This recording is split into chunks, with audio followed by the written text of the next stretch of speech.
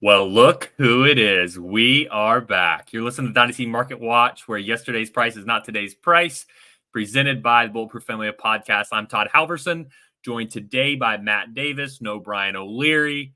We are going to be talking ball today, and we're going to be talking AFC North. So Matt and I, we're going to be running through all of the divisions over the next couple of weeks. We're going to try to motor through a bunch of these. So you might see 2 or 3 of these come out in a week.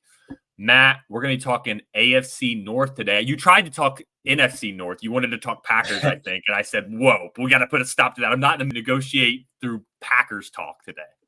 I mean, to be fair, that was the division I know the best, so that's why I started off with it. But we did choose an interesting one with AFC North here, I think. AFC North might be the most fun division in football, so we have a lot to talk about on this one. So basically, we're just going to run through each of the teams, the players, how they rank within ADP, maybe some trades that we would like to make, or maybe get guys that we want to sell by within these players. So let's get into it. Let's play that bet, Joe. Yesterday's price is not today's price. All right, Matt, yesterday's price is not today's price. So let's start off with the Steelers.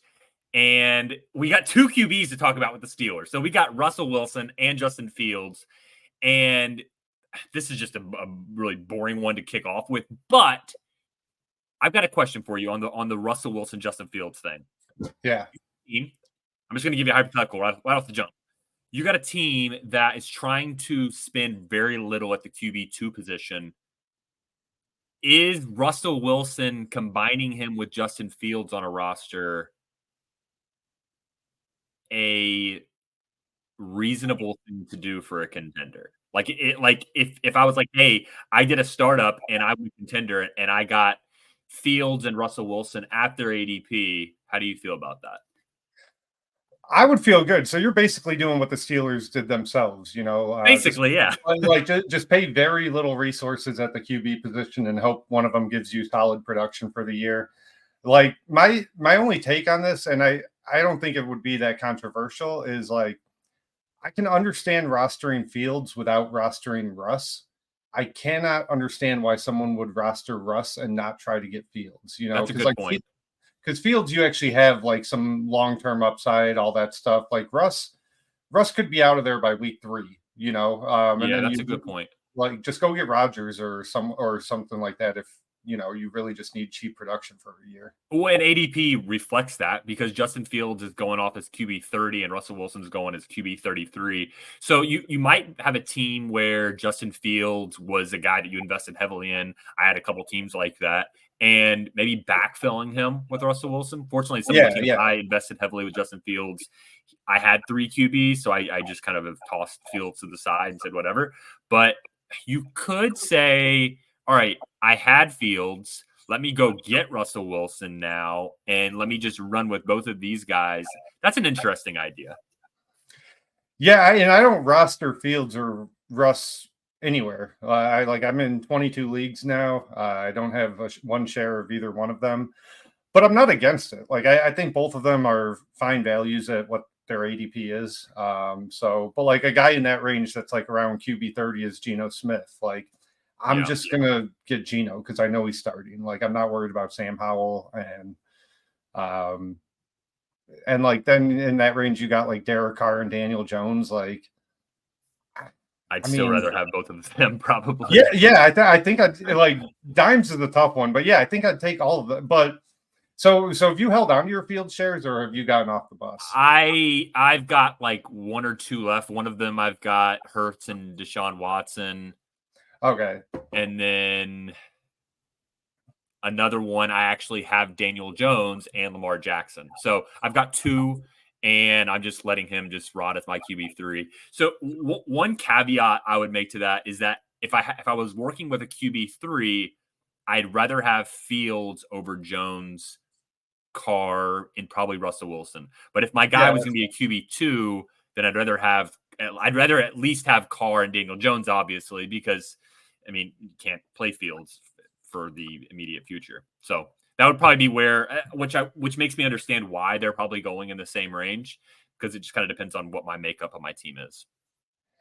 Yeah, I think that's fair. the only receiver really to talk about is George Pickens, right? Like I like Roman Wilson, but like his ADP is wide receiver 58 for a reason, you know. So I'm gonna have to scroll down Dynasty data. Yeah. Like I like Roman Wilson at a value at wide receiver 58. Like he's going behind Jahan Dotson and Jermaine Burton and Romeo Dobbs. Like, give me Roman Wilson over those guys, but I don't know that he's ever going to be that relevant enough to even talk about like after preseason shows. Yeah, I mean Pickens is the one guy that on this offense that's actually fun to talk about. And I think if you just look at where he goes ADP wise, so ADP is wide receiver 23. He's going, just to give a flavor of where that's at, he's going behind DK, DJ Moore, Zay Flowers, Tank Dell. And then you've got Pickens at wide receiver 23, which is just in front of T. Higgins, Xavier Worthy, Lad McConkey, Debo. So, I mean, I think that he's very fairly priced. Like, if I look at the ADP, I'm like, oh, yeah, like, give me Pickens. Like, I think I prefer Pickens over Zay Flowers. I probably have him they're in the same tier. I've talked a lot about, I haven't really changed my glob theory. We haven't been back here in 2 months, and I haven't really changed my glob theory much. Him and DK are in the same tier for me. But I think the one problem with Pickens is that he has his just stands of George Pickens. And if he's on someone's roster, it just feels like they just value him so much higher than consensus. And so he's the type of guy that I don't feel like ADP is very reflective of his trade value. I think the people that have him think he can be like a wide receiver 1 this year. And so they're valuing him closer to like Waddle, Ayuk, Nico, Devontae Smith range. So I don't think going out and saying, okay, George Pickens, let me go look at his KTC value. Let me look at his ADP and saying, oh, I'm going to go trade for him at that value. I just don't think that's realistic. Yeah, no, I think that's a good point. And also, not everyone trades as much as I do. A lot of these Pickens owners probably went through the fire with him. They went through his like up and down rookie year, then like his mini breakout year last year.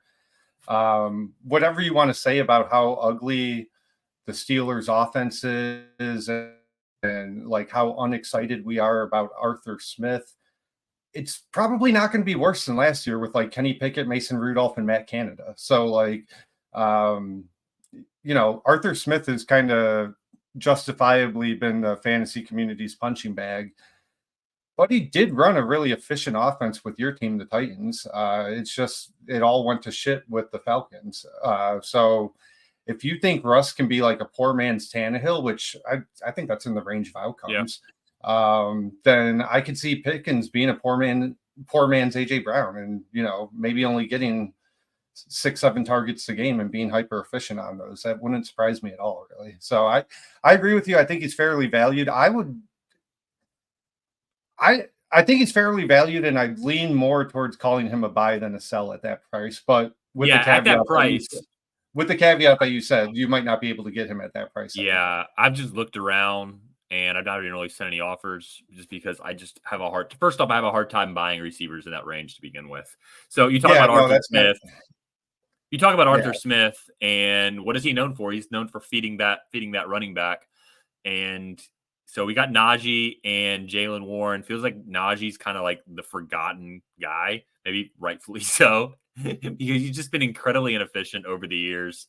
And you've got Jaylen Warren nipping at his tail, who's been kind of efficient. So Najee is not a guy I've got many shares of. Neither is Jaylen Warren. I may not have any. I don't have any shares of either. And like, as we were kind of putting some notes together for this episode, I'm like, man, those are fair prices. Like, maybe I should go try and acquire a couple shares, because like Najee is RB25. I see Jaylen Warren at RB29, and why can't this backfield be a poor man's version of Detroit last year with Monty and Gibbs? Like, it can. I think that's the vision the Steelers kind of have for it. Really, is like, I expect Najee and Jaylen Warren both to play a good amount. Some guys that Najee is behind in ADP right now that I would just rather have Najee straight up over is Kamara, Zamir White, and Javonte Williams. Like I would just rather have Najee than those guys. Yeah, and it doesn't seem like Najee's going to stick with the Steelers long term, but he's he's so old. He came into the league so old. I mean, he's going to stick around the NFL for a few more years, and he may have like a Tony Pollard situation where this is his last year in Pittsburgh, and then he goes somewhere else. But like he's still going to have, or maybe the former Steeler James Conner, he's still going to probably stick somewhere in the NFL, and he's young enough. How old is Najee right now? Is he 20? He's 26. So yeah, he's going to stick in the NFL for a few more years. And yeah, I don't think that the gap in points per game between like Kamara and Najee justifies having Kamara that much higher than Najee. I mean, Javonte ahead of Najee, what are we doing? I mean, Javonte, for one, he's terrible also. And he may get cut. I mean, I don't think he will be, but there's the reports that he might. I mean, that's probably kind of bogus, but I would much rather prefer Najee over him. I think an interesting one is, so DeAndre Swift goes at the end of the 7th as RB18. Najee goes middle of the 9th at RB24. Would you rather have Najee or DeAndre Swift? Najee. I think that they're in the same tier. Yeah. And so, yeah, I mean, I don't have any preference really. I think it's pretty much just same thing. But why a round and a half earlier? That doesn't make any sense to me. We'll save this for the NFC North pod. I think Swift is one of the single most overvalued players in Dynasty right now. Yeah, he does seem severely overvalued. He seems like he should be in that Najee, Zamir White, Tyjae Spears. It sounds like you agree that Najee should be going ahead of Jaylen Warren. Yeah, I think he should be going ahead of Jaylen Warren. I think he's going to be the 60-40 split. I think he's probably going to take more of the touchdowns. Yeah. And Arthur Smith loves to run the ball. The other thing Arthur Smith loves to do is throw it to the tight end, but I'm out on Pat Freiermuth. But all right, so this is where we're going to disagree a little bit because I had Pat Fry as like the one kind of interesting guy to me based on ADP. He's tight end 16. Yeah, he's behind Ben Sinnott. I would rather have Freiermuth. I know he's at least a good tight end. Yeah, he's behind Cole Kmet, who might be like the 4th or 5th option in that Chicago offense. Yeah, he's behind Dalton Schultz. Give me Dalton Schultz. So give me your boy on the Packers, Luke Musgrave, who is tight end 18. Listen, a tight end, I'm looking for upside. And that's fair. If Pat Freiermuth turns into tight end 14 and a year from now, Luke Musgrave turns into tight end 40, I really don't care. I mean, like I've lost around 10 or 11 startup pick, whatever. Like it doesn't really matter to me. What I'm looking for is maybe there's that chance that in a Jordan Love offense, and I don't need to hype you on the Jordan Love offense, that Luke Musgrave can be a top 8 tight end. And he has the athleticism profile to do that. Pat Freiermuth, for one, I don't think he's that good. I think he's just kind of like a plodding type of tight end. But here's my issue with the Arthur Smith offense at tight end. People have hyped that it's a great place for tight ends, and it is. The issue is that it's a 2 tight end system.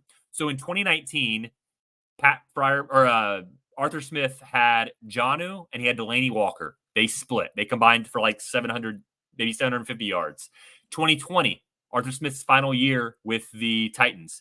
He had Jonnu and Anthony Ferkser. They combined for like 750 yards. It was a split. It was like 450, 350 for each of them. And then you go to the Falcons. He basically split with Pitts and Jonnu Smith. He included Michael Pruitt in the games, and especially around the goal line. And now he also has Michael Pruitt with the Steelers. For whatever reason, he loves Michael Pruitt down at the goal line, running like these bootleg play action plays around the goal line and just giving Michael Pruitt 1-yard touchdowns. So I'm out on Pat Freiermuth. Tight end 16, he's probably got a better chance to hold his spot than guys like Goddard or Schultz. They may go crashing, or like Musgrave, but I just don't see any upside for him. I think it's just a guy that just rots on your bench. You play him for a week and he scores like 7 points and you're like, why do I have this guy? Yeah. Yeah. I mean, I don't know. That's hard to argue, guy. Just, All right, so we want 15 minutes on the Steelers. We're on pace here. yeah. We've been off the grid for 2 months, and we've come back, and we are pacing on time. Let's move to. You want to go Ravens? Yeah. We can go to Ravens. All right, Where let's do go you, Ravens. Lamar Jackson. Let's just kick it off at the top. He's right now QB5, going as the 105 in startups. But here's my question for you. I guarantee you Lamar is a sell for you. Here's my question for you, though. Okay. I don't know that he's a sell for me. My question for you, though, is in a startup, you have the 105. Are you taking and Allen, Mahomes, Stroud, and Hurts are off the board. At the 105, are you taking Lamar or are you taking a receiver, Jefferson, Lamb, or Chase? In this scenario, obviously I can't trade back. Right. You're stuck at the 105. It's really so close that it's almost a vibes thing between him and Jefferson, like how am I feeling that day type shit. I think Lamar is the smarter pick. But I mean, it really is a toss up between him and Jefferson to me. As good as CD Lamb was, as high of potential as Jamar Chase has, I would not really consider taking either one of them over Jefferson. So it would be Jefferson or Lamar to me. I guess I'd lean Lamar, but I also just did a startup a month ago where I took Jefferson 103. So there we go. So I'm taking your answer as Jefferson, and Jefferson would be my answer fair. as well. But like, here's the thing. Yeah. In the second round of startups, there's just so many quarterback options. These guys, I mean, Herbert, Kyler, Jordan Love, they're falling. Also in the third round, there's good guys in the third round too. You got like Trevor Lawrence, you've got Dak. Even like in the fifth round, you can get Drake May. I mean, the quarterback options in today's game are just so different than they were 3-4 years ago. 3-4 years ago, we were taking like Russell Wilson and Stafford in rounds 2, really like rounds 2 and 3, and they were a lot older. Like now we're taking guys like Kyler, Justin Herbert, Jordan Love. I haven't even mentioned Aiden Daniels. So like the options at quarterback now are just so much better where I feel a lot more comfortable taking one of those receivers in round 1. But if you told me, hey, you got Lamar Jackson at 105 and then you came back round 2 and you got like Garrett Wilson, all right, I feel pretty good about that too.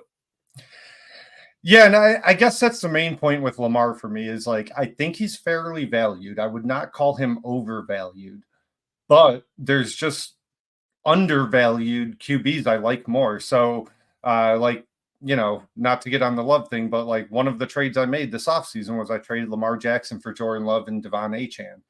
I fucking love that trade. So like if I can get like anything close to a first round value, whether it's a pick or player on top of Love, Herbert, or Kyler for someone like Lamar or Jalen Hurts, I'm just doing that trade every time. I don't think there's that significant of a gap. I just love in the second round. I mean, Richardson, Caleb Williams too, because I just don't think the points per game gap is that much different. I can add Devon Achane on top of Lamar. Like that's Caleb especially is a fun one to get a decent plus if you can. I think a lot of the leagues you wouldn't be able to, but if you can get a decent plus on top of Caleb for Lamar, and then Caleb is what we think he is, and next year he's 103 or even higher. I mean that's a smash. So yeah, I think Lamar is fairly valued, but he's also a guy that I'm definitely looking at shopping if I have him, just because there, like you said, there's so many round 2 options. Yeah. All right, let's go Derrick Henry. And I got a question for you on Derrick Henry. This is something we didn't talk about this beforehand, so I'm going to kind of have to jog your memory here. But I saw something tweeted by Paul Patterson. This is probably about a week ago. So we're recording on July 22nd.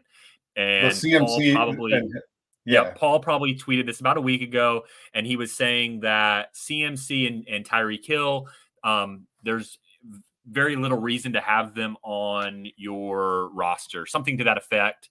I don't want to put words in his mouth. I basically like he said unless you have a roster that's top 3 in roster value in that league, there's no reason. There you go.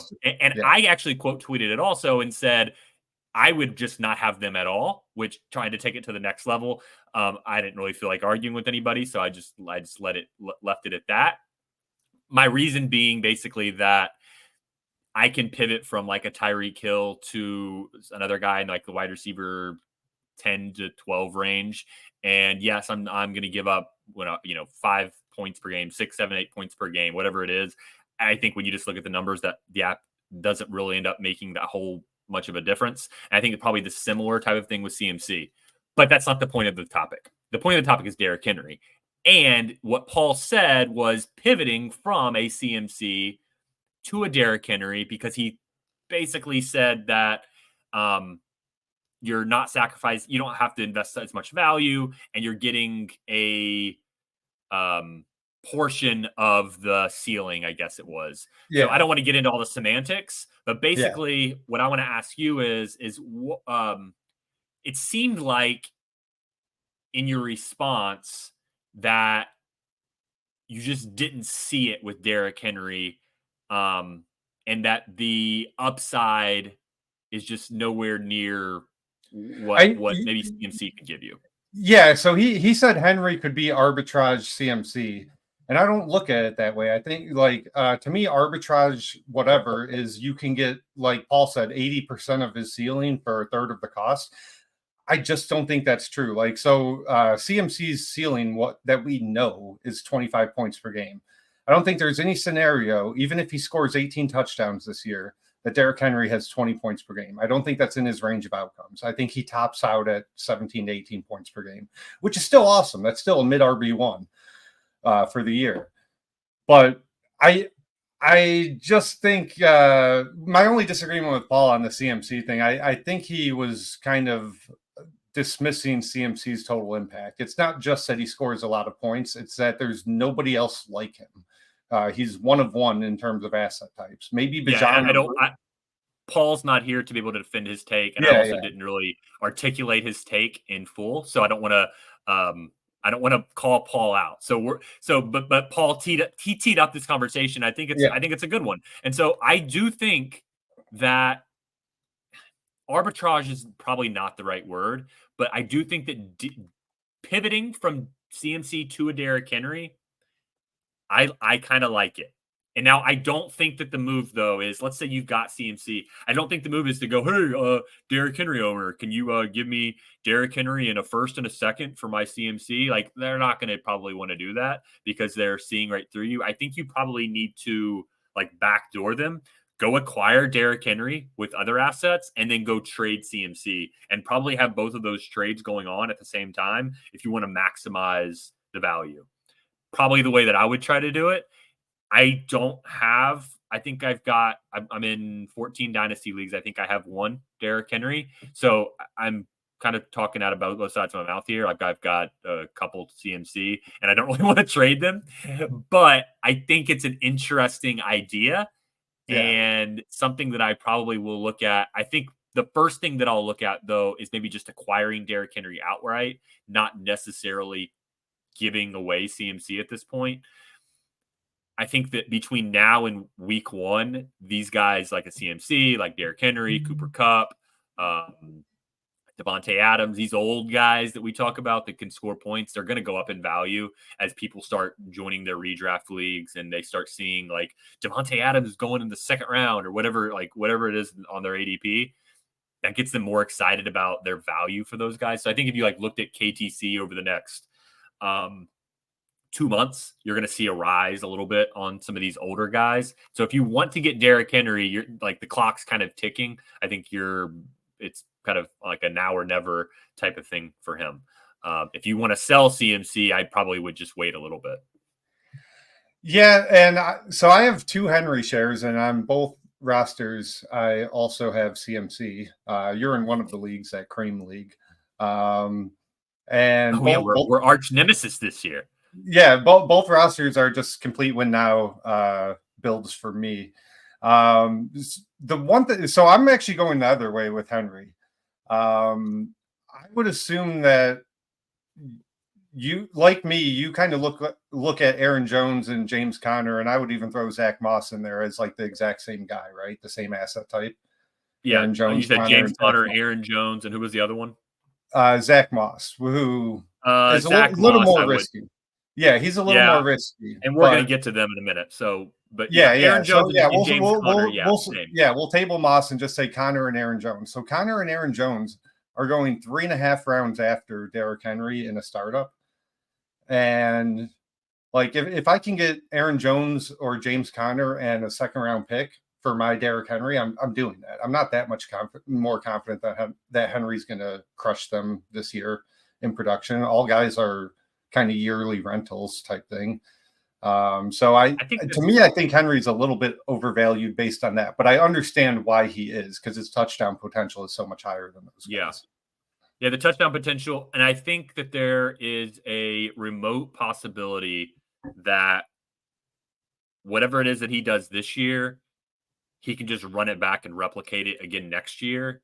Whereas with Aaron Jones and Conner, I feel like this is kind of the last hurrah. And like maybe they come back again next year, but it's like now they're maybe like 40% snaps. Like I think that this is kind of like the last go with those guys.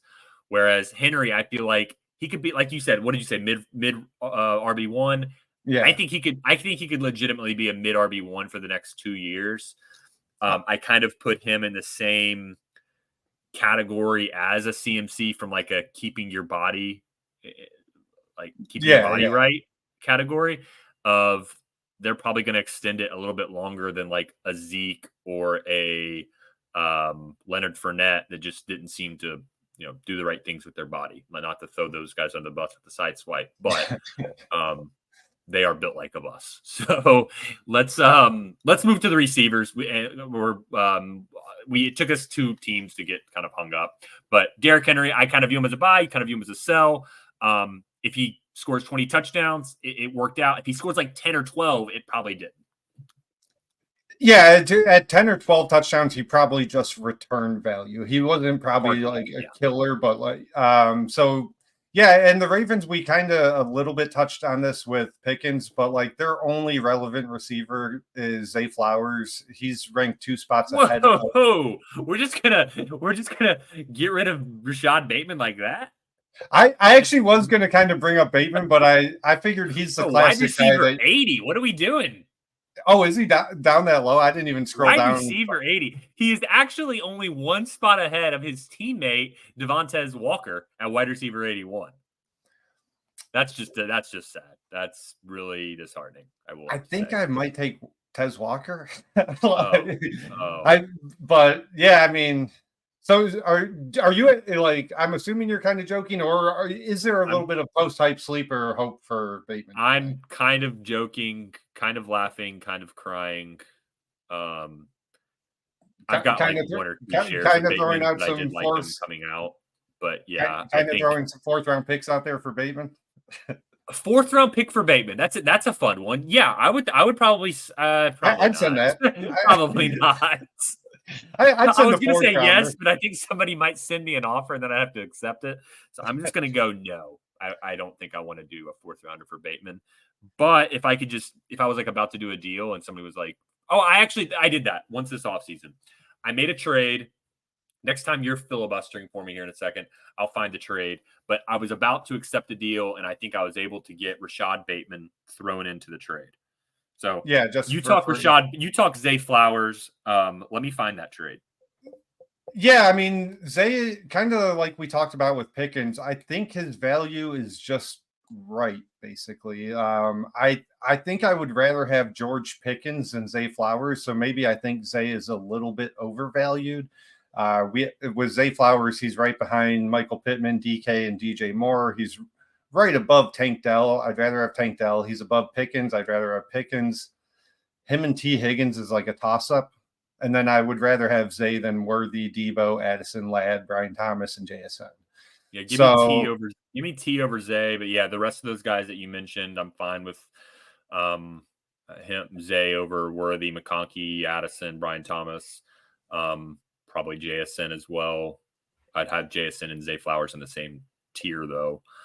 One thing I think is kind of interesting. They're only a few picks apart in ADP. Do you want Zay Flowers or Mark Andrews? I would take that's a good one. Yeah, give me Mark Andrews, and I'm and that's actually a great segue because you just teed me up for this trade, and where I pivoted from a receiver to a tight end. So the trade that I was referring to with Rashad Bateman was with Dynasty Zoltan, and I had Brandon Ayuk. I was trying to pivot to a tight end, so I offered him Ayuk for McBride straight up, and he countered me where he wanted to get Justin Fields. So this is one of my Justin Fields that I traded him away. And so basically the trade was Ayuk and Fields for McBride, Quentin Johnston, and Bateman. And so I basically just got him to throw in Bateman at the end and kind of QJ as well. Like I obviously don't want either of those guys. If I could get rid of them, that'd be lovely. But that was a scenario where I just kind of got Bateman thrown in and rolled my eyes as I accepted the deal. And maybe one day Bateman I could get like a couple thirds for him or something. Yeah, I mean, I am in that league. I don't want to just completely dismiss Fields because I do think he has a path to building some value back up. Yeah. But Fields, Bateman, and QJ, I don't know. Like, I don't really care that much. To me, it's McBride for Ayuk, and I'd rather have McBride as much as this pod does love Ayuk. I just positional scarcity and upside, I'd rather have McBride. So I like that deal for you. And go ahead. And that goes right back to your original question of Zay Flowers or Mark Andrews. And the receivers in this tier, give me the tight end. Give me the Mark Andrews. Give me the Kyle Pitts. Give me the Brock Bowers over the Michael Pittman, the Devontae Smith, the DK, the Nico Collins. Like, give me Brock Bowers over Nico. Give me Mark Andrews over Zay Flowers or DJ Moore. So I'm going to pretty consistently try to pivot to the higher end tight end over those receivers that aren't giving me that meaningful production difference. I mean, like between guys like that we're going to talk here in a minute, like Amari Cooper, the difference between Amari Cooper and Zay Flowers. I mean, Amari Cooper is probably going to outscore Zay Flowers this year. So just, give me the tight end. I would much rather pivot to those guys. Yeah, I think that's fair. All right, so we've talked the Ravens. Now we're gonna hit let's save the Bengals for last. They're kind of fun. The Browns. We're not gonna hash out the Deshaun Watson discussion here. We actually finally agree that he's a buy. I think. Oh, okay. There we go. All right. Well, then we don't even have to argue then. He's QB 23. He's a mid-8th round startup pick. Sure, I'll fucking draft Deshaun Watson at that. I made a whole brand off hating on Deshaun Watson. He's going 2 picks after Cousins, 5 picks after Baker Mayfield. I mean, what the fuck are we doing here? All of the downside is completely baked into his price now. And basically the market has shifted to like where I view him, where they view him as almost hopeless now. And over a round behind Bryce Young. That's so crazy to me. I would take Deshaun over Bryce Young straight up and without real any hesitation at all. I mean, if I'm doing a startup, and first off, I'm kind of out. I'm kind of like over snake startups. Like I think auction is just like the way to go, but like that's not a conversation for today. But if I'm in a snake startup, I mean, just give me Deshaun Watson in like round. If I just have to click him in around 6 or 7, the thing about his 803 startup ADP is like that's not very realistic. If you think about like a league that we're playing in, I just got him exactly at 803 in my last startup. It's the only Watson share I currently have. And the funny thing is like towards the middle and end of the 7th round, I kept offering like little bullshit pluses on top of my 803 to move up like 5-6 spots to draft him. And I kept getting like just completely ignored. Nobody even responded or countered. And then he just fell right to me. So that's always great when that happens, when you try and trade up for a guy and can't, and he just falls to you. But that's fine. Like, when that startup was happening, I was thinking like, man, Watson's really falling. And then I looked up his ADP on Dynasty Data Lab. I'm like, oh, he's not. He goes at like 803. That's fucking crazy. What's crazy is that 803 is his average. Like that means he's going in the 9th sometimes. Right. Nuts. So now, I will say this about ADP though. Like when I'm looking at ADP, I don't really factor in what the average draft position is. Like for this example, 803, what I'm typically looking at is what is their QB. Like if is it QB 23? Because all it takes is like everybody in the draft room is up on QBs. Okay. And then like, so Baker Mayfield goes off as QB 21 in the 5th. Well, obviously that means that Watson's going to be going much sooner. And so like if I take Watson as QB 23 in the 6th, that's like still very good value based on the market of that draft that you're in. So like I think that a lot of like we can eat not like we people in general can easily get caught up in the ADP number. And I really don't care much about that in the grand scheme of value. Like what I care about within value is the positional rank. I think that's ultimately what matters the most because that's kind of how we're trading as well as more positionally ranked. Yeah, no, agreed. So yeah, I mean, if I have Bryce, Baker, or Cousins, I'm definitely talking to the Deshaun owner and seeing if they want to make that swap straight up. Yeah, and like Pickens earlier that I talked about, the person that has Watson is probably just going to laugh at you whenever you try that. To make yeah. I mean, like I offered straight up. Speaking of, we talked about Paul Patterson. I'm in a league with Paul. I offered him T. Higgins, who goes as 604 wide receiver 24. I offered him T. Higgins straight up for Deshaun Watson. So, I mean, that's like a 2-round gap. And he said he needs a plus on T. So, like, the person that has him is probably not really interested in making a swap at that value. I'm guessing that most people that have him are valuing him like around like 5th round, maybe even 4th round. Like if they only have 2 QBs, I doubt you're going in there and offering and getting him straight up for like Kenneth Walker. Like if that's your only second QB, so you're probably having to like offer that player plus like a Baker Mayfield. Like, so I just think that it's just the trade market is just completely different than what we're seeing from a startup value. And then like KTC also, it's like, it's a joke on KTC where he goes. His value on there is just crazy. I think he goes as like a mid-second or something like that. It's insane. So I'll give you 2 trades that involve Deshaun Watson that in one of my leagues a couple months ago. I traded for Deshaun and then traded him away a few weeks later. So I traded Joe Burrow for Deshaun and Puka. Burrow for Deshaun. Oh yeah. Oh yeah. Yeah. So I was pretty happy with that. And then I have a pretty loaded roster on that team in that league. And on my strong contending teams, I'm kind of going out of my way to get CMC. So another team that's contending in that league, I traded them Deshaun, Drake London, and Aaron Jones, all 3 of them just for CMC. So Deshaun, Drake London, and Aaron Jones, and you got CMC? Yeah. And that was a league where give me the Deshaun Drake side. Yeah. And I think in a vacuum, I would take that side. It's obviously a much safer, much more insulated side of the trade. But like I said, I just had a lot of depth, a lot of good players on this team, and I wanted CMC's 20, 25 points per game. But yeah, so I mean, but those are 2 examples, right, where Deshaun did kind of get traded at his market value. So it can happen. Yeah, I think that we have to. I mean, I've got a lot of Deshaun Watson. Some of them I bought way too much. Some of them I gotten at nice prices. But we have to go out and just kind of check on that price, because if it's anywhere close to the ADP, then it's cheap. All right, let's keep talking Browns. Let's pass on the running backs for now. That's really boring. Let's talk receivers. Amari Cooper, Jerry Jeudy.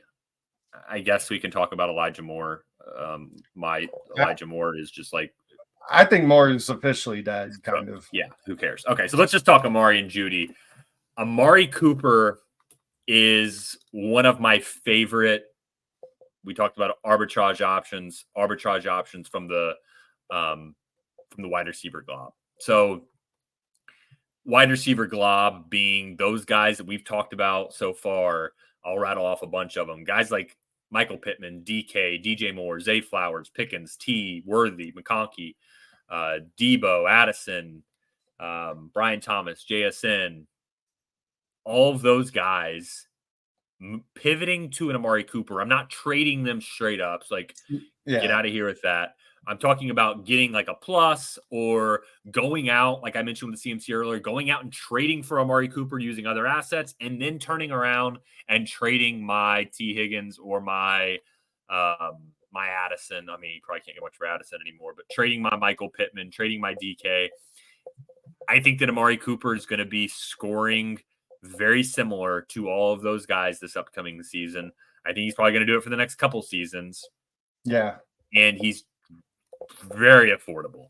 He's going off as wide receiver 40 right now.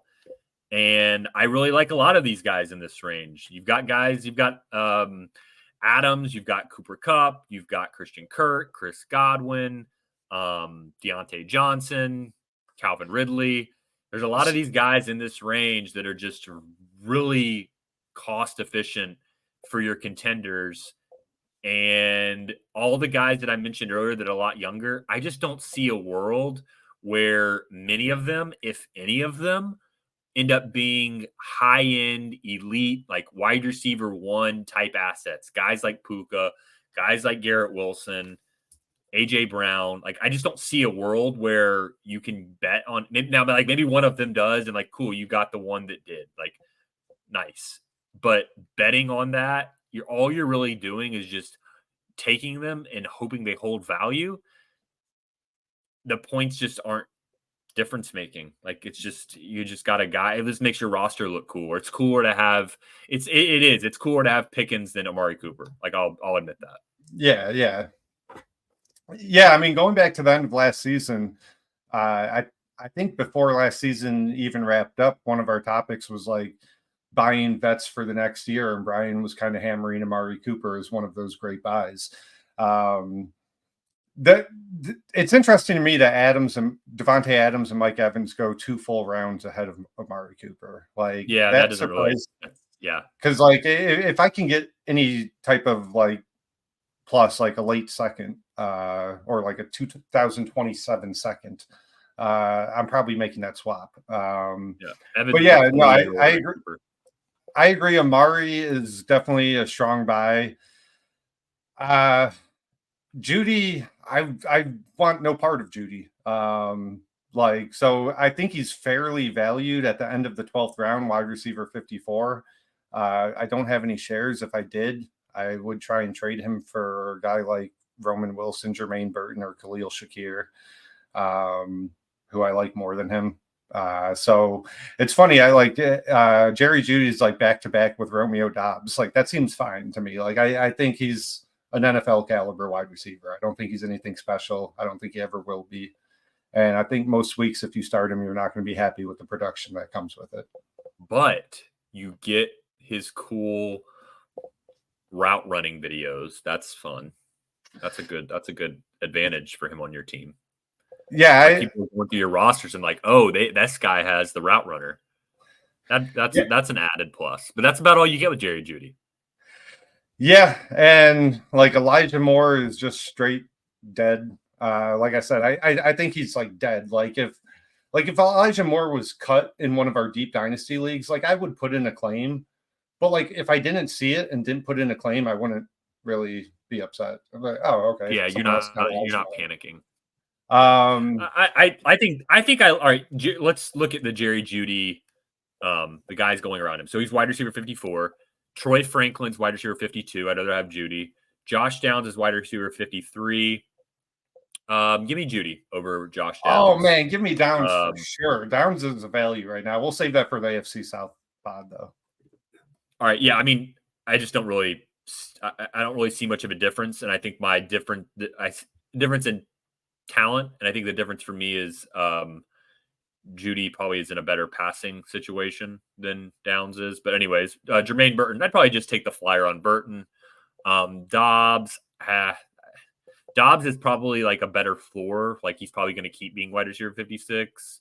But I'd probably just rather take Judy because there is a world that he can pop back up to wide receiver 40 or so. Judy over Dotson. I don't mind your Khalil Shakir over Judy. I think that's fair. Judy over Hopkins. Judy over Sutton. Give me Wicks over Judy. And then QJ or Judy. I guess Judy, but I don't like it. QJ is so bad. He's so bad. QJ is like he's so bad. Like, it's funny if you scroll down like an entire another round, like, man, give me Demario Douglas and Michael Wilson over Judy, but not QJ. Like, QJ is where I draw the line. Like, all right, I'll take Judy. Yeah, I don't think Judy is a value of any sort. I acquired Judy once this offseason. I traded away the 304, which was going to be Javon Baker.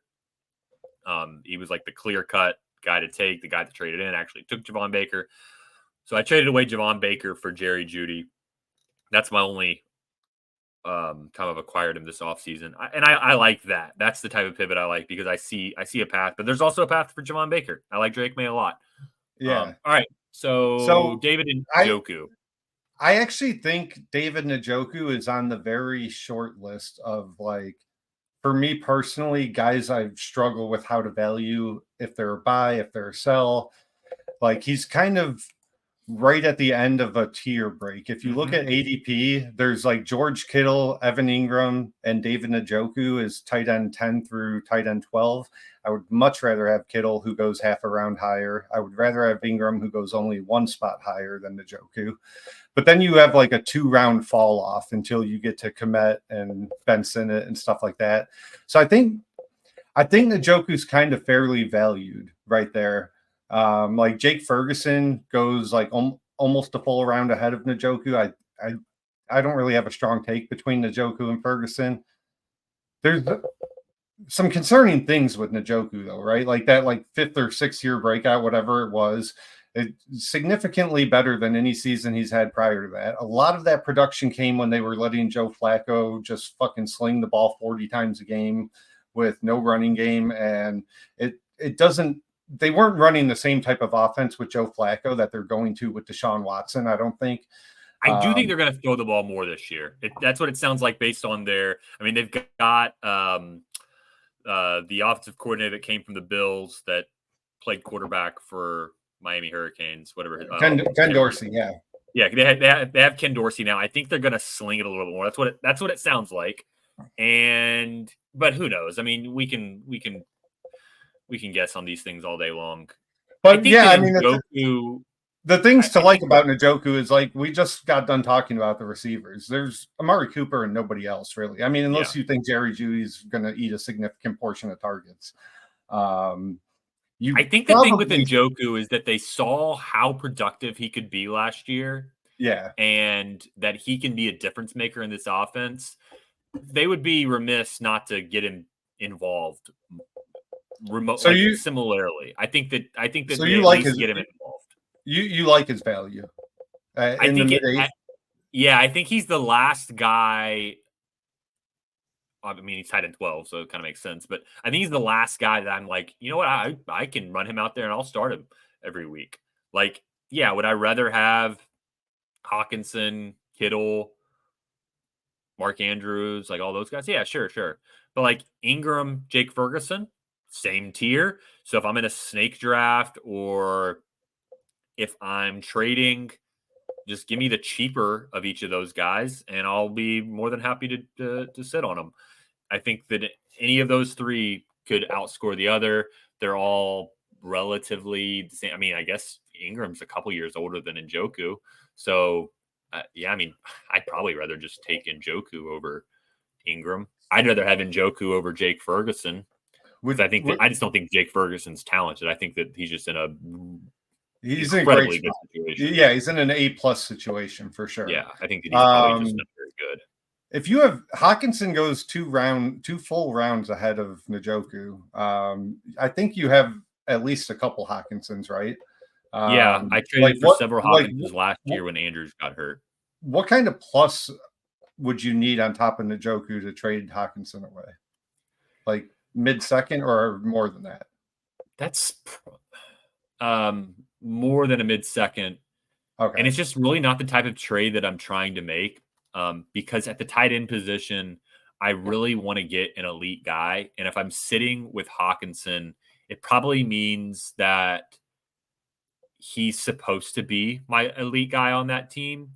Yeah. And I need you him want to wait to for him to recoup. rebuild some value before. Yeah, I need him to recoup some value. Also, we talk about A+ situations.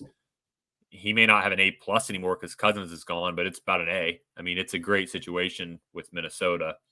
Yeah. So I would need more. I think Hawkinson's a guy that's going tight end 8 right now. I mean, this next offseason, he's for sure going to be ahead of Kelsey, who's tight end 7. He's younger than Andrews. So we'll save this for the AFC West thing, but I'm very surprised that Kelsey's ADP is as high as it is. Yeah, that's like it's like he's 3 spots behind Mark Andrews. I would definitely trade Kelsey in the late second for Mark Andrews right now. Without question. Without question. Yeah, so Kelsey is definitely a guy where I agree with Paul, man. If you roster him, you better be ready to win the championship and be like a bye-week favorite this year. Yeah. And if you're not a bye-week favorite, trade Kelsey for one of these other tight ends and get a plus. George Kittle is the guy Brian converted us to. Yeah, I love George Kittle. I love it. Whether they trade Ayuk or not, I love George Kittle. Yeah. All right, so last team, Bengals. How are we at on time? So we've gone 52 minutes. That's not bad. We can we got 15 minutes. There's not a whole lot going on. Well, we didn't talk Chubb and Ford. Here's the deal with Ford. I don't really want him. And Chubb, he was a buy. Now it's probably too late to buy. That's my stance on Chubb. Well, yeah, I mostly agree. I think it would probably, if you want to buy Nick Chubb right now, I don't know that it would be that hard. You think so? Oh, I think you're just paying probably too much, in my opinion. I think that you're probably gonna have to pay like a second or something. And I'm not trying to pay a second for Nick Chubb. You're probably gonna get like half of a cruddy season and then maybe a good season next year or something. Like, take that second and add a little something to it and go get Derrick Henry. But yeah, I'm with you. I'm with you on Ford. We just saw an entire season where he had no competition and he gave you replacement level production. So if anything, I don't hate getting Deontay Foreman for basically free if you can get him thrown into a deal. It would not surprise me by week 3 if he's getting 15 plus carries a game in that offense. I think he's a better running back than Jerome Ford. But yeah, that's enough time on Browns running backs probably. All right, so the Bengals start at QB. I said this a little bit earlier. I do like Joe Burrow as a player. I think he's very overvalued in Dynasty. Yeah. Not very, but like I think he belongs in that Jordan Love, Herbert, Kyler tier, and he should not be going above Anthony Richardson and Caleb Williams, in my opinion. Just because of the value upside that those two bring with rushing and with Caleb just being the new guy. If Caleb has a good season, like if Caleb and Joe Burrow both have the exact same season this year, Caleb is going to be valued way higher because he's a rookie. So, but yeah, so I mean, I don't have any Joe Burrow. Like I said, the one share I had earlier, I traded for Deshaun and Puka. If I have Joe Burrow, I'm definitely looking at Kyler, Herbert, Love. I'm also not opposed to going back further too. Like we both really like Drake May. Drake May is 4 rounds after Joe Burrow. So if I can get a first and another good young player or 2 firsts on top of Drake May, like I'm absolutely doing that. Or like, Dak, Purdy, Trevor, Daniels. Like Purdy's an interesting one to me. You just teed me up. I traded Joe Burrow in a deal to get Dak. There was a lot of moving pieces, so I'm going to kind of eliminate a couple of them just to kind of make it a little bit easier to digest. Yeah, but essentially, it was Joe Burrow. Call it Joe Burrow for Dak and 2 firsts. Yeah, that's basically two first. I love that. Pitts wasn't Pitt. I gave away Pitts, got Debo. I guess I probably took a little bit of a loss there, a couple rounds in ADP. But basically, without all the moving pieces, Burrow for Dak and two firsts. And one of those firsts was a 2024 first, and it was on the clock, and I took Jonathan Brooks. Do you have any concern whatsoever about Burrow getting season-ending injuries in 2 out of 4 years, or do you consider that just kind of fluky and you don't care? No, I don't really care. What I care about is the fact that he's in a tier for me. And we talk about tiers a lot, and like I make my tiers pretty big. I think Brian makes them very small. We just kind of go about it a couple different ways. My tier at quarterback is a massive one that includes Burrow, Anthony Richardson, Caleb Williams, Jordan Love, Justin Herbert, Kyler Murray. Yeah. Justin Herbert is QB 10. Kyler Murray is QB 11. They're at the very end of that tier, and it is no coincidence that I have a lot of shares of Justin Herbert and Kyler Murray. I have no shares anymore of Joe Burrow. I have one Anthony Richardson. I do have a couple Caleb Williams because I drafted him 101. I have one Jordan Love. So like if you look at a spread of those quarterbacks, it tails towards the end of those guys. Yeah. And so I just don't really see, I don't really understand the purpose of owning Joe Burrow right now. I think that he's going to score. Like if you told me Kyler Murray led this group in scoring, I wouldn't skip a beat. I know people were out on Justin Herbert because of his situation. If you told me Justin Herbert outscored him, it wouldn't faze me one bit. And you mentioned Anthony Richardson and Caleb Williams. They're the two from the group that could easily, week 3, we could be sitting here. Maybe even sooner. Maybe the second half of week 1, we could say Caleb Williams is like the 101. We are that drastic in Dynasty. Oh yeah, dude. People are dying to put Caleb in that top 3, man. Yeah, people are so tired of Josh Allen, Patrick Mahomes as the 101 and 102 that they will do anything to get somebody else up there. So like Anthony Richardson and Caleb Williams, I get those guys. I don't see one reason why Joe Burrow should be ranked ahead. Maybe in a 6-point per passing league, I could maybe see it. In a 5 or a 4, my goodness. In a 4, like Anthony Richardson should probably be up, maybe even ahead of the receiver or those receivers. But anyways, yeah, those guys are all in the same tier for me. I think Joe Burrow is just a good bit overrated. And talk about keep, trade, cut. That site is so cooked. The values are so destroyed. But listen, a lot of people use it. And so I do monitor it just to kind of have an idea about because you send someone a trade offer, they're probably going to go type it into KTC in a lot of leagues. So I'll just kind of keep an eye on things. And Joe Burrow on there is the 12th ranked player. Whereas if you go down, Kyler Murray is 20th ranked, and the value difference is significant between those two. So I think it's something that you just have to kind of keep monitoring. Not that you think it's not doing a very good job, but you just kind of got to monitor it. I think the values are just jacked. But yeah, Joe Burrow not overrated, overvalued. So if we go to the receivers, in one of our leagues, I was going to ask you what you think about this trade. Our friend Jacob Sanderson traded Marvin Harrison Jr. and a 26th first, which it's hard to say 2 years out, but with Jacob and his team building and stuff like that, I think that's going to be like a mid to late first probably. But we can just call it a base first. Marvin Harrison Jr. and a 26th first for Jamar Chase. Would you sell Chase for that? Yeah, I would give up Chase for Marvin Harrison Jr. and a 26th first. Those guys in that top 5 or 6. Yeah. It wouldn't take much for me to move back. I mean, basically the same conversation about Burrow to Kyler Murray. It wouldn't take a whole lot for me to move from anywhere from Jefferson down to Garrett Wilson. Let me rephrase that. I'm higher on Jefferson than I am CD and Jamar Chase. Yeah, me too. Now, are they in the same tier? Yeah, I get ish. But I think Justin Jefferson is just QB proof team proof, coach proof. He's everything proof. Whereas when I go into a game or I go into a season, like I don't want like if Dak got hurt, I think CD could be in trouble. Same with Jamar Chase. I don't think it matters with Justin Jefferson because not only it's not about necessarily the coach. I mean, the QB with him, it's the coach situation that he has. And they're just going to throw it and then throw it and then throw it some more.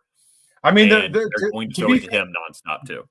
To be fair, the Bengals were kind of doing that with Jake Browning last year. They were throwing it more than expected. Even with that's kind of the one thing I like. I agree with you. I mean, you might be the biggest Kevin O'Connell fan I know outside of Vikings fans. And I kind of agree with you. Yeah, I really do like him, but I like Zach Taylor a lot too in terms of like him being a fantasy friendly guy. Like I think he likes to consolidate his targets to his main guys, and he likes to throw it even with a backup QB. So I do think Chase is fairly in that tier of JJ and CD, but yeah, I would rather JJ. They're in the same tier for me. No, they're definitely the same. JJ is close to a tier of his own, but I understand but I understand why people would group Lamb and Chase both in with him.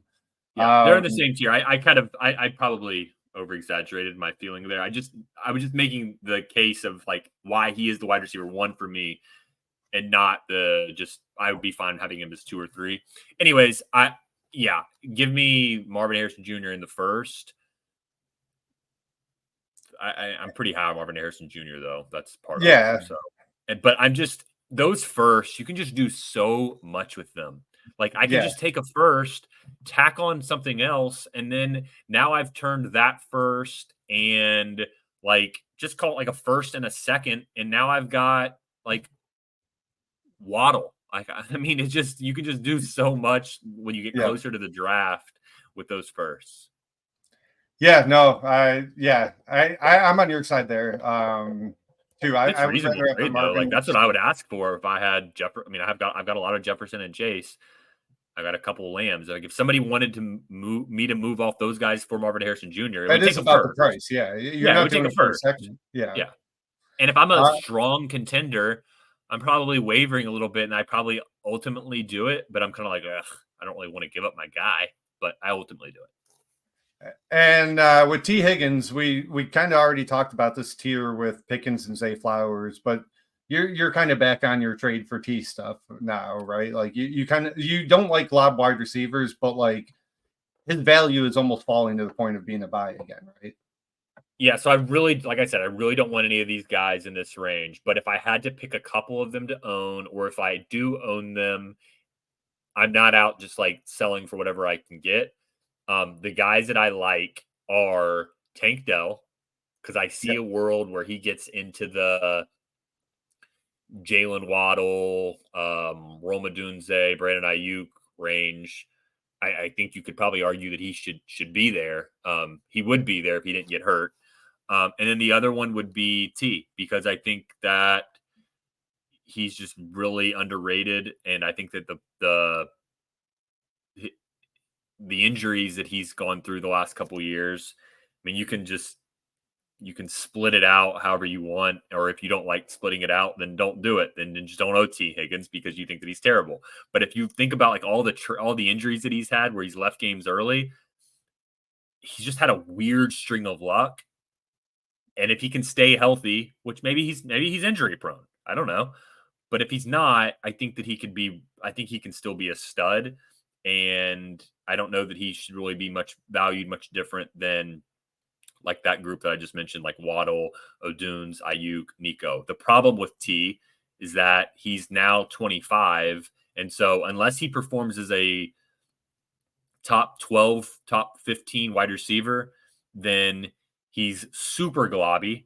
And he's like what DK's been, or he's like what, you got to kind of like start like Terry McLaurin. And then you're like, oh, wow, now he's down in this range of like Terry McLaurin, Chris Godwin, Calvin Ridley when he gets to be 26, 27. So like it's kind of a put up or shut up type of year. And I lean towards him being the put up. Yeah, I mean, that's a good point with T is like not only was it bad luck getting hurt, but like every time this fucking guy gets hurt, it's like the first drive of the game. Like you can't ever get hurt in the second half of a game where you already give us 12 points. So yeah, I think he's just had some bad luck. I agree. I only have him in one spot, and I kind of wish I had some more of him. Actually, the only share I have I traded for this offseason. Let me pull up that trade real quick and see what I got. While you're doing that, I did. Oh yeah, I traded Rashee Rice straight up for him. I basically traded T basically straight up for Devon Achane, which that one I obviously loved. I love that one. Achane's a major buy for me this offseason. Yeah, absolutely. But yeah, basically that was one time I traded him away. I think I traded him away one other time this offseason. I don't remember what it was, but I did trade him away.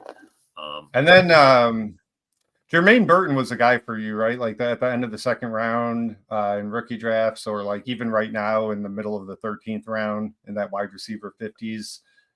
You're intrigued by him as a flyer, right? I'm intrigued on him as a flyer, but not. I wasn't drafting him in the late. I wasn't draft. I don't actually know if I drafted him, but I also didn't have a lot of picks in that early third range. Yeah. So, and if I did, who was I taking? I can't really remember. Let's see here. In the early third. Like in the late second, if I had to pick in the late second, it was either Jalen Polk or Ben Sinnott. Early third, I would have been targeting Jermaine Burton, but I just didn't have many picks there. So I told you about that one time I had the 304. Burton was gone. I was going to take Javon Baker. I traded it for Judy. Yeah. So that was kind of where I was leaning towards. Most of my the cap. I did end up with 2 Burton shares, but in rookie drafts I was taking Polk and Marshawn Lloyd over him, and the problem that I have with Jermaine Burton is Dontavian Wicks and Demario Douglas, Pop Douglas, both go after him in ADP, and I would just rather have those guys. So like there's like wide receiver gems in the later rounds that I just prefer over him, but I think Burton's going to be a guy that like I can see a scenario where he gets steamed up in the first month of the season, but then like that's the time to sell because he's not going to sustain it. Because like a lot of his plays in college were like these like big downfield, like as a downfield threat, and I could see him, doing one of those like 3 or 4 targets, but he has 2 catches for 60 yards and a touchdown, and then people start liking him. Almost like what happened with Marvin Mims, and then Mims just that's great. That's a great and out. Yeah, that's really good. I like that because basically like you took him in the third, and then maybe you can trade him for a second, and you got like a nice 3-2 swap or a 3-2 bump. I like that idea of trying to get a second probably for Burton. Ideally like an earlier type of second if you could, or including him in a deal to get a nice tier gain. So like going from like a T Higgins or a Zay Flowers into the next grouping of guys like Waddle, Ayuk, or something like that. I think that'd be interesting as well. Like if he has a nice start to the year, obviously. Yeah, and I mean the last thing we're not going to spend much time on, but because considering his price is basically free, I'm somewhat intrigued by Eric All. And yeah, I took him in the 4th. He was probably my second most drafted 4th rounder. Yeah, I mean, like, you know what? I'll even admit it's super lazy thinking on my part, but he's an Iowa tight end going to play with Joe Burrow. That's all I need. Yeah, and he's almost free. Exactly. So, and Mike Gesicki, I have no interest in really. Like, he's fine as like a late, like last round best ball pick. We're not a best ball podcast. I don't care about Gesicki whatsoever in Dynasty. Yeah, no, don't care at all. Yeah, I like the Eric All flyer. Yeah. Especially in those 4th rounds. I mean, might as well take a shot, especially like you said with Burrow. Like the tight ends, if you think about some of the good tight ends, they're pretty much in good offenses, and they're pretty much with good-ish quarterbacks. Like if we run through the best tight ends, like a lot of them are just kind of whether they're good or not. Like you've got you're connected with a solid quarterback situation. So yeah. And like Kyle Pitts, and then you've got Desmond Ridder for. And we did almost skip running backs again. I just realized. So, like, you were kind of saying you're not a big fan of Zach Moss. I'm fine with Zach Moss. Yeah, I've got him on a couple contenders as like a depth piece. yeah. I just wouldn't put him in the same grouping as like Aaron Jones, James Conner. Yeah, Let's see where is he going in ADP? RB32, middle of the 11th round. He's going. So he's going right after. He's going right after James Conner. Oh, yeah. So I guess I am a little bit out on Zach Moss. He's going ahead of Brian Robinson. Yeah, I was going to say he's going before Brian Robinson and Nick Chubb. Kendre Miller is pretty overvalued, man. RB35. RB35. I mean, Chase Brown, also on the Bengals, RB40. I don't know that there's a big difference between Chase Brown and Zach Moss. I think Zach Moss will probably like start in quotation marks. I think that Chase Brown's probably should be worth about the same.